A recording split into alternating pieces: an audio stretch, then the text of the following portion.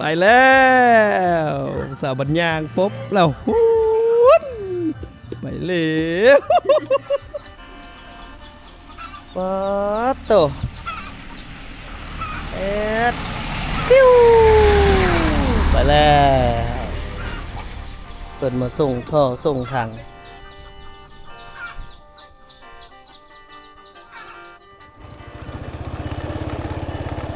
เดี๋ยวเราออกจากบ้านสงแต่ก็ยังอยู่บ้านสงคือเก่าเนี่ยแหละพี่น้องเพราะว่าอยู่นี่มันมีอยู่3คุ้มบ้านร่วมกันนะก็คือบ้านสงบ้านยางแล้วก็บ้านดอนแก้วนะโฮมเข้ากันเดี๋ยวเขาสิไปแวะแถวบ้านยางต่อเดี๋ยวเขาออกจากบ้านสงในหนึ่งแล้วก็ไปเบิ่งโรงเรียนบ้านยางคืออยู่บ้านสงนี่ก็ไปเรียนอยู่จุดเดียวกันฮะแล้วก็แถวบ้านกวนบ้านอย่างกับมาเรียนมัธยมอยู่บ้านยางจนเบิดเดี๋ยวเราไปเบิ่งกันเนาะเบิ่งเรียน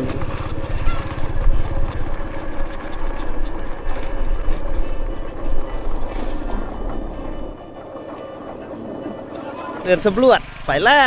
วนักกฎกาเบิ่งมาเบิ่งดูมาซอกหาอยู่หากินนี่โอ้มาควัดเอาเครียดเครียดไส้หาน้ำไม้เลยหาน้ำไม้น้ำอีกโอ้นี่แหละเครียดไส้เบิ่งเดี๋ยวโอ้ถ่ายหุบเม็ดเลยเขียวมีนี่แหละแม่บอกแม่ได้เครียดอันนี้บอก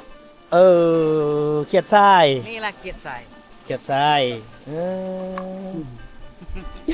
ควัดเอานี่ได้มากคงมีผู้ลาเมเบิ่งดูทางนี้เสร็จเจ้าได้เพียงเจ้าฮะเหาะเจ้าได้ปีเตอร์เครียดอันนี้เหรอเจ้าได้พี่สังเจ้าฮะไอ้เจ้าพุทธอนุชาจุลาเมบอกเครียดชายหรือบ่ลาเมเฉยนี่เกศนไม้อยู่กับกินเครียดชายเนาะควัดเอาเฮ็ดได้หูว่ามันอยู่ควัดไปซื่อๆนี่เอาเขาเห็นหัวมันก็เอาหัวมาให้หน่อยเห็นแล้วจังเห็นแล้วเอาแบบนี้เนาะเด็ดเอาบ่ล่ะมันก็อยู่บ่อนเย็นๆเนาะบ่อนร้อนเลยมันอุ่นพาอยู่ได้มันทำคนออกควัดอันนี้ล่ะได้เนาะเห็นแล้วจังได้เอาหมอน้อยๆน่ะก็ซอยบ่ฮะฮะใช่เด้อนี่หักเด้มกหมดนี้แล้วก็แล้วเอ้ยเมื่อเอามาชื่อติ๊บบ่ล่ะเอาไปน้ำเนาะมีเนาะอันนี้ก็ได้เฮ็ดผัวเอามานี่ได้มีตัวไล่หั่นน่ะไม่ใช่ตัวบ้าสักไล่บ้ามันไล่บ้าแต่เพิ่นก็ยอกเดี๋ยวอีกใช่นี่คักนะเนาะอันนี้สะแพงอยู่ใช่ลูกนี่ล่ะนั่นนี่ได้กินใช่ควัดแล้วก็เห็นเลยควัดแบบว่าบ่ฮู้ว่าอยู่หรือบ่อยู่แต่ว่าควัดซื่อๆเนาะควัดไปเห็นแล้วจังเอาเด้ละหมาดเด้ละหมาดเด้ผู้สาวเหรอนี่ฮะสาวโสดเนาะสาวนึกตักนะเปิดโยกเดียวก็ได้มันมาอยู่กันเลยกินชัยดิ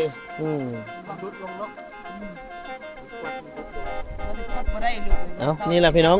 วิถีชีวิตเนาะแล้วก็เป็นอาชีพการหาอยู่หากินตามธรรมชาติเขาเจ้าก็ออกไปหามีอย่างพอได้กินก็หาไปเรื่อยๆแบบนี้แหละเนาะนี่คือวิถีชีวิตของชาวบ้านอยู่ในเขตชนบทเมืองนาไก่ไก่ขมวดไปเดี๋ยวเราเดินทางต่อเป้าหมายของเราบ้านยางพี่น้องไปเบิ่งน้องขันว่าสิอยู่เฮียนหรือบ่เนาะติดตามมันกันมาโหดบ้านยางแล้วบ้านนี้หลังจากที่เราออกจากบ้านสงมาเนาะ เอาก็สิไปแวะบ้านยางจักหน่อยหนึงมาเบิ่งเรื่องเล่าอยู่บ้านยางว่า จะมีเรื่องเล่าดีๆยังให้พี่ให้น้องได้เบิ่งได้ชมได้มาติดตามมันแล้วกันพี่น้องบ้านยางฮอดบ้านยางน้องๆเพิ่นกำลังเลิกเรียน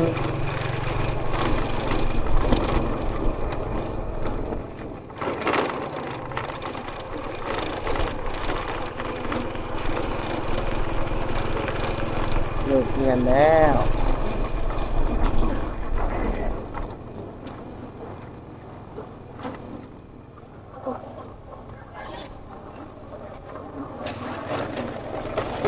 ตึกที่เพิ่นอาบน้ำโอ้มีตะบนผ้ามากระบกตะบนไหนก็ผ้ามากระบกล้วนๆเลยเอากายเลยได้พี่น้องเอ้ยเดี๋ยวกลับมาอีกโอ้คักมากระบกซื้อมาหรือว่าไปเก็บเอาเก็บผู้พุ่นแล้วมาพลาดแหละ ที่ว่าแถวนี้นี่ผ้ามากระบกขายจนเบิดเลยโลเท่าไหร่ล่ะข้าเจ้าซื้ออยู่นี่18,000นี่โอ้ต้องได้ปอกบ่สิบ่คั่วให้ข้าเจ้านำบ่ฮะได้คั่วให้ข้าเจ้านำบ่บ่เลยเก็บผ้าก็ขายเลยแหละผ้าละขายเลยตากแดดไปเลยคือมันแห้งก็แล้วอย่าได้ขายอ๋อผ้าแล้วตากแดดก่อนอ๋อถ่ายรูปพร้อมเพียวโอ้ยนี่ไปเข้ากองบัดนี้ลึไปเข้ากองเนาะคักเลยบัดนี้พี่น้องบ้านยางเนาะแล้วเบิ่งนี้ก่อนเนาะกว่าไปเวียงเอาอันนี้บ่คือขายทั้งกันกาบพร้อมบ่ฮะเจ้าเจ้าเฮ็ดจังได๋เด้อจ้ะคือที่มันซะตัวนี้นี่มาล่ะแม่มันแตกกับทิ่มเอาตัวมาจะมาเอาแม่นวะโอ้เขาเอาตัวเป็นมากในนั้นเอาตัวเป็นนั้นก็เป็นกลิ่นอยู่ได้ซั่นน่ะนี่ดิดังหุดก้องจอสุดกักอ้อนี่มาส่งหาไอ้ชนเยิงมาเจ้าเด้อนี่เนี่ยตัวดีจังนี่เป็นอันนั้นอยู่นะพี่น้อง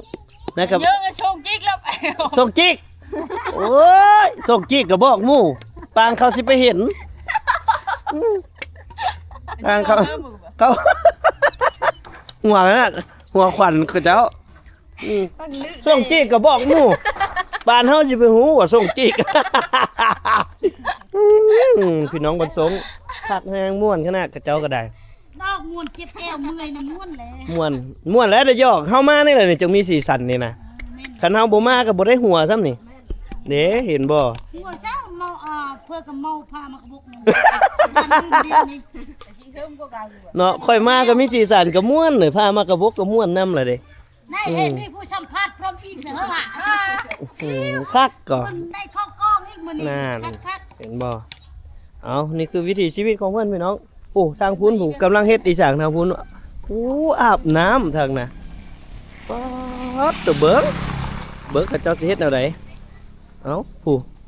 กระเจ้าอาบน้ำอยู่จุดพุ้นพี่น้องเฮาสิบ่ได้เข้าไปใกล้กระเจ้าดอกจุดนั้นเป็นจุดสมไซน้ำกระเจ้า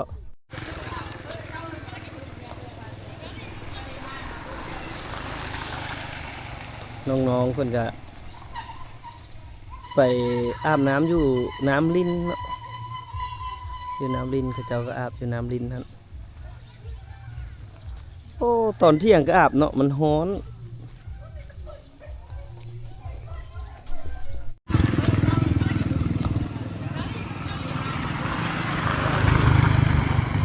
น้องๆเพิ่นก็ไปอาบน้ำอยู่น้ำลิ้นเนาะอยู่น้ำลิ้นเขาเจ้าก็อาบอยู่น้ำลิ้นนั่นโอ้ตอนเที่ยงก็อาบเนาะมันร้อน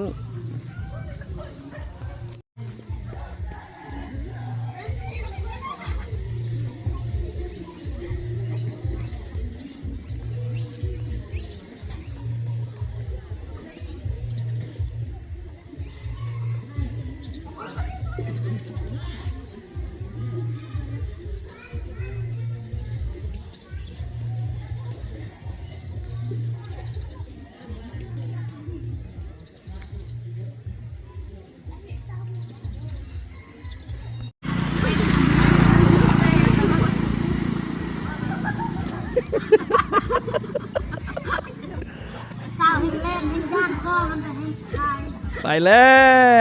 วสาวบัญญางปุ๊บแล้วฮู้นไปเล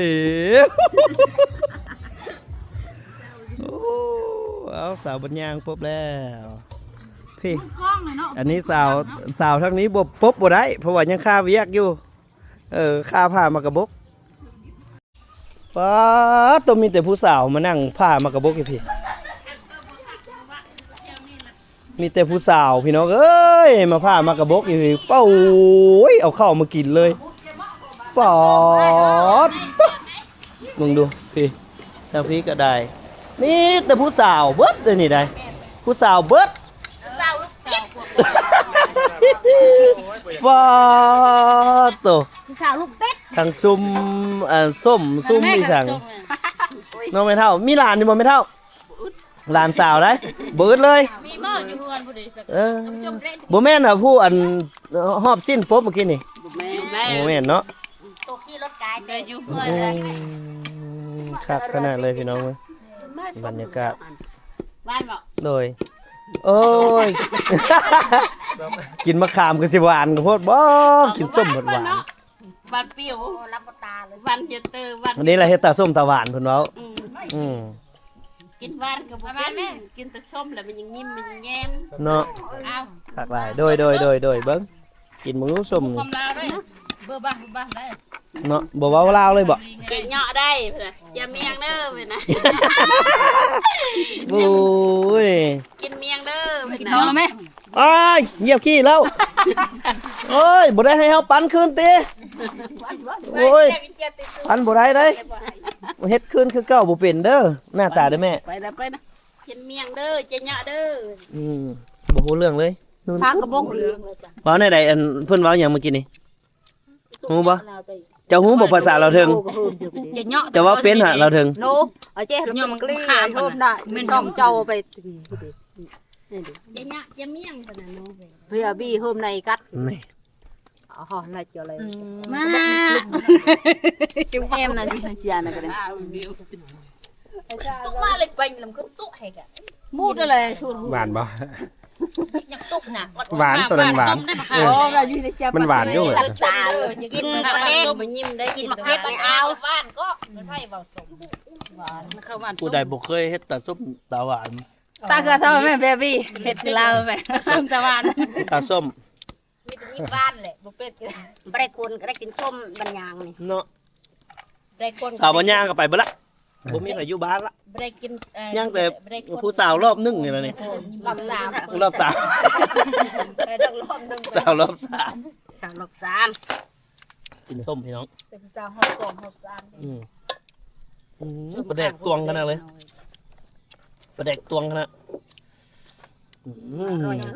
เอากระตุดแบบต้นประแดกเลยนี่ ได้กินได้ส้มผู้สาวไม่ได้ลมเข้าไม่ได้กินข้าวบัญญังเนาะเอา แม่นความ ดีดี ก็ได้กินชมห้องก็ยังมีแห้งใช่ไหม ได้กินส้มก็มีแห้งละ ได้คนก็ย่างนะไอ้เนาะเอามีเด้อเอามีอะไรบ้าง เอาแล้วยังผู้นี้ผู้นี้ยังโสด เราสุดเนาะโอ้พวกนี้สุดนี่เนาะ ได้พี่เจ้าปั๊บตัวนี้ ขอบมกขอบใจทุกคู่ทุกคน ขอให้อายุมั่นคนยืนอย่าเจ็บอย่าไข้ขอให้มีแต่เงินแต่คำไหลนองทองไหลเข้าเด้อขายมากกระบกได้มื้อละ100 ล้านพันล้านเด้อ โลละ18,000ว่ะ18,000นะพี่น้องโลนึงไปบัดนี้เดี๋ยวเราตามหามาอยากตามหาอันผู้สาวอันป๊บเมื่อกี้นี่เด้เนาะป๊บตุดแล่นเลยโอ้ยสะอ่อนพี่น้องเลยแล่นเลยผู้สาวก็ได้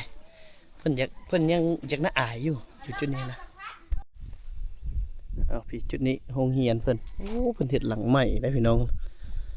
น่าจะเป็นมัธยมเนาะม.ต้นอันนี้สิเป็นประถมอยู่ทางหน้านี่สิเป็นประถมทั้งประถมทั้งมัธยมตอนนี้เป็น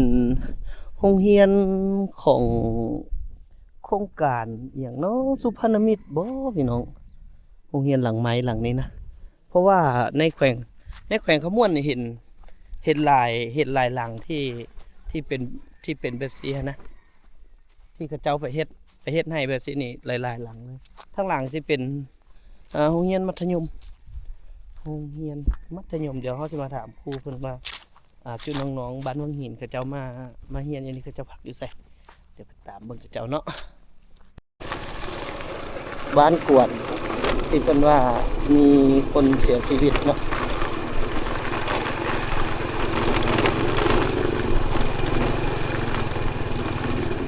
มันไผเสีย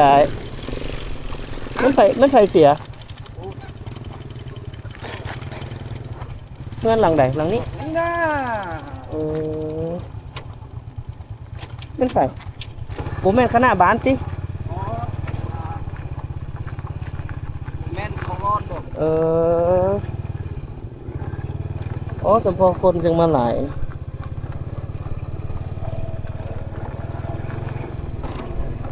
เป็นก็มาตามมาโฮมกัน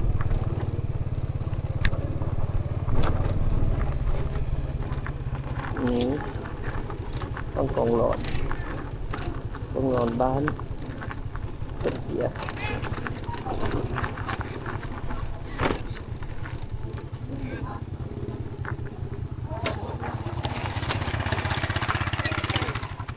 เดี๋ยวลงเบื้องหนึ่งก่อน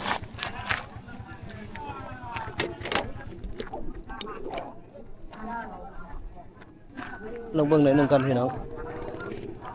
ผู้ดีมีคนเพิ่นเสียชีวิตอยู่ในบ้านกวนพี่น้องบ้านกวนเสียชีวิต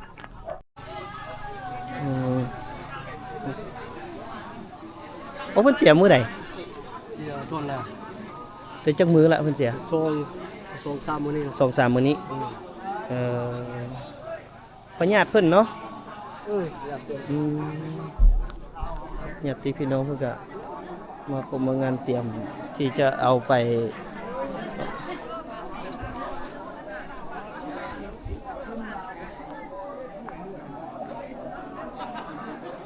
เป็นเพิ่นเสีย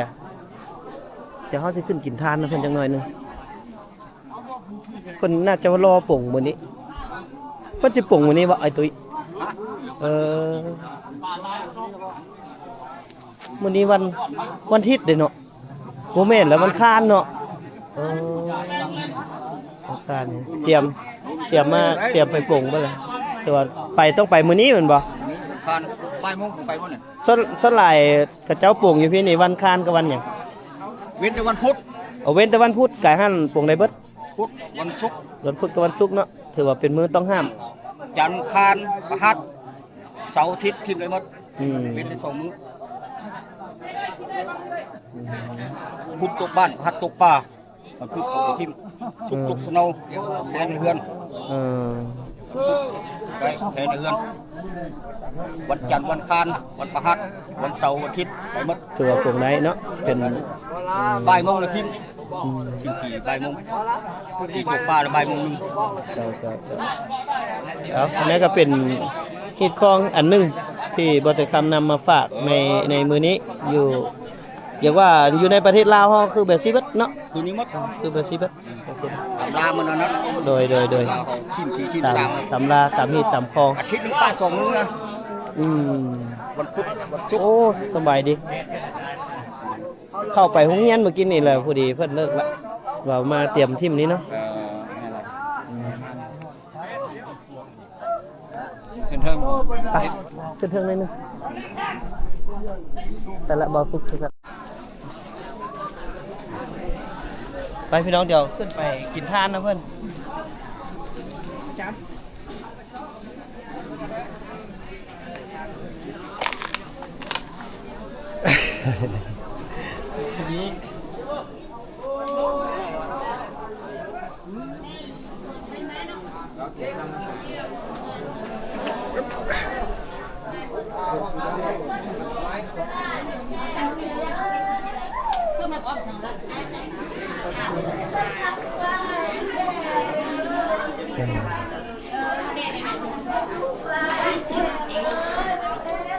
ลูกหลานกายมาเห็นอะไรมากินทาน านนำ พุทธนาสาธุวันนี้มือลงมือตายลูกหลานตกเดียวตามหลานอย่างนี้เงินมากินทานน้ำตั้งแต่นี้นาอยู่ดีเองคนคิดผู้ใดคนใดเบอร์มีผัวเบอร์เตียงเสียเมียเบอร์เตียงห้างตั้งสร้างลูกเฮืองอยู่ดีแบงมันต้องยืน ทางมาได้เราแวะกินแวะทานนำก็บ่ได้ลึงเป็นการส่วนตัวแต่ว่าคือในคันที่ว่าวาระสุดท้ายของชีวิตคนเฮานะมันก็บ่มีอีหยังหลายดอกพี่น้องคนที่เสียไปแล้วคือสิบ่ห้ามฮู้หยังแล้วเนาะคือพวกเฮามากินมาทานนำนี่ก็เพื่อแบ่งเบาภาระความทุกข์ความโศกของคนที่อยู่ผู้ที่เป็นญาติพี่น้องเนาะพอเนาะ ไปทางเรื่องนี้ ไปหน้าต่าง ไปมือหน้า แม่นไปทางหน้าต่างเยอะ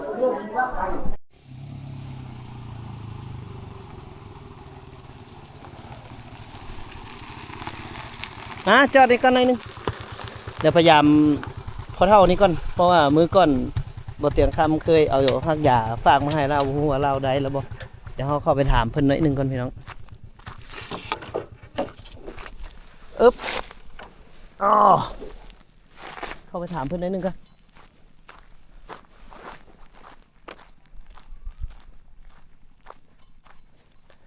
อยากรู้ว่าเพื่อนได้เฮ็ดตามเขาบอกหรือบ่นะพ่อเฒ่าเบิ่งเพิ่นเลี้ยงงัวเห็นบ่วิถีชีวิตพอเพียงเดี๋ยวเราขึ้นไปถามเพิ่นบ่ฮู้เพิ่นอยู่หรือบ่กำลังเฮ็ดหยังกินเด้มิ แกงไม้บ่ เฮ้ยอีพ่อไปเสียล่ะ โอ้ไปกินขี้คุณบ่ อ๋อไปอยู่พุ่นเป็นอะไรอันฮักยาน่ะฝากมาน่ะเห็นอยู่เหรอ ลูกได้เห็นได้นะอายเอ้ย นั่นฝากน้ำรถโดยสารมาได้ จะมาโทรหาลูก ฝากน้ำรถโดยสาร พักบ่ายทำห้องเอาโลละ โดนแล้วแต่เพิ่นโทรหาพุ่นแหละเออเนาะแล้วเฮาว่าสิถามว่าสิมาถามว่าเพิ่นได้เฮ็ดบ่ตามเฮาบอกหั่นนะบ่ทันได้เห็นฮอดอันนั้นเนาะให้เมียเฮาฝากโอ้ตองโดยสำบายดีโดยเพิ่นถือผ้าได้นี่เนาะเพิ่นแกงหน่อไม้อยู่ว้าวได้กินแกงหน่อไม้ย้อนไข่เบิ่งหน่อยเด้อนี่สิแล้วแหละมาเหมาะเจาะขนาด โอ้ลูกเราว่าได้แต่โดนแล้วย่างเนาะเดี๋ยวสินำเบิ่งอีกนำเบิ่งในรถโดยสารตึมโอ้เฮาละขึ้นว่าเพิ่นได้ปัวแล้วสิเด้ยังนะพี่น้องเพิ่นแกงหน่อไม้โอ้มันก็สุดยอดแล้วตอนเที่ยงแกงหน่อไม้เนาะ แต่อยู่บ้านบ่มีอันทับยานั่งได้อยู่บ้าน เนาะ แกงสะพายตู้ธรรมชาติ แกงธรรมชาติเลยนะพี่น้องหน่อไม้ทางนี้นะอ๋อได้200 ปลายพุ่นน่ะแต่ช่วงหน้าเฮามาเศร้าฝนมื้อนั้นพี่น้องก็เลยได้ฮักได้แพงได้เป็นพ่อเป็นแม่อยู่จุดนี้เพิ่นได้200 ปลายโอ้ยเบิ่งงัวควายเบิ่งควายเพิ่นอยู่กลางทุ่งพุ่นน่ะงามแฮงมาตอนช่วงฝนตกน่ะงามแฮงขนาดเลยวิวจุดนี้น่ะปีนี้ละ200เช้า ควาย 200เช้าไป ควายเพิ่นฮ้อนพี่น้อง กำลังไหลมาแมบตุ่มแล้วนี่เจ้าเบิ่งเด้อนี่เอ้าจึงหน่อยนึงเห็นเฮาถ่ายสงสัยอายแมบนี่แหละเนาะเพิ่นฮ้อนเด้เดี๋ยวมาแล้วมาละฝนเพิ่นเตรียมมาแมบตุ่มแล้วกำลังเจาะเบิ่งให้เฮาอยู่อดบ่ได้ดอกได้ลงแท้ๆตุ่ม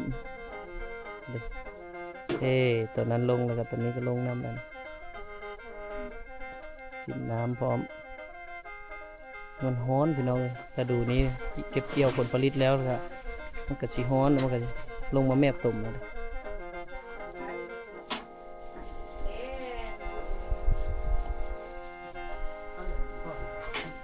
ไปป่งซบพุ่นเนาะ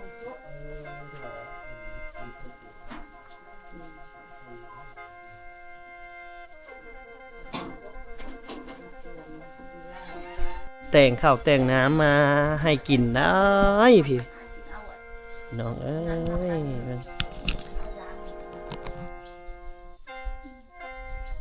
จบขนาดเลยแต่งข้าวแต่งน้ำมาสู่ทางเฮากิน อันพวกมาเอ็ดทางพวกนี้ก็มาเต้นเรื่องเงินแม่นี่แหละ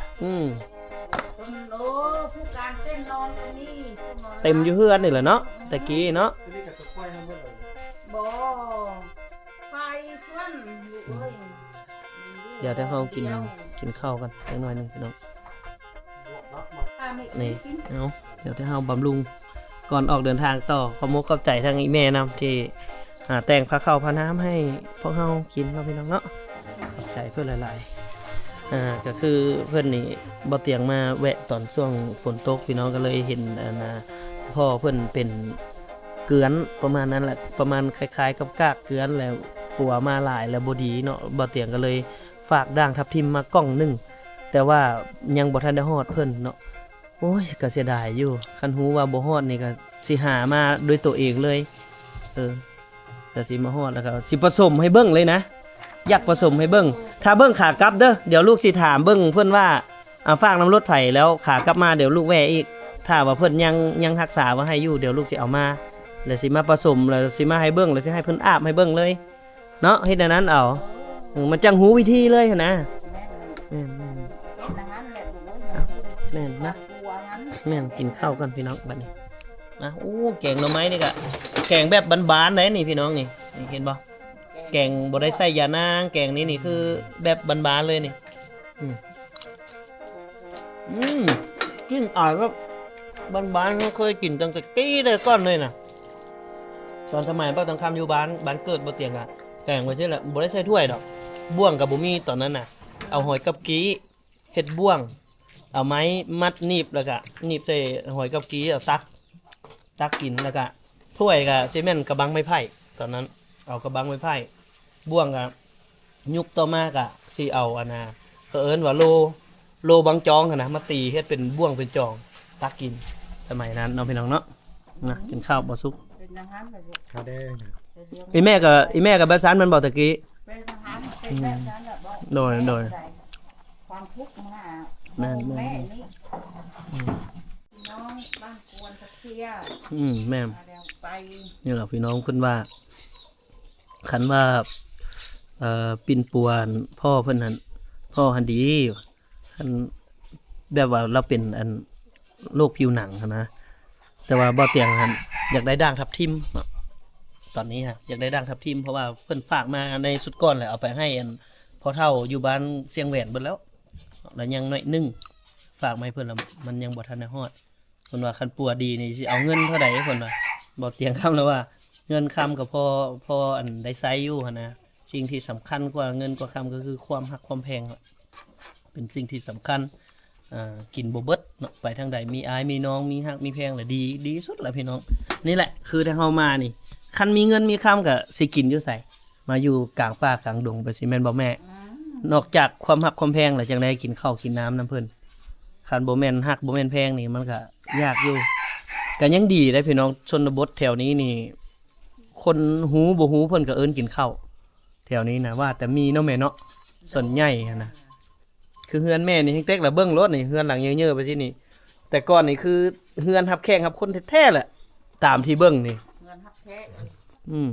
เพื่อนมาเอ็ดทางเพื่อนมาเอ็ดอันเลวไทยนี่นะ พวกก็อยู่นี่เบ่ล่ะเนาะ ดูนี่กินข้าวชาวเมืองโตนึ่งข้าวเพื่อนผัดทอดผู้ชายนึ่งข้าวนึ่งน้องใหม่น้องนางเพื่อนผัดคือไก่คือกามากินน้ำร้อนแม่นี่แหละ โดยนั่นแหละพี่น้องนี่แหละประมาณนี้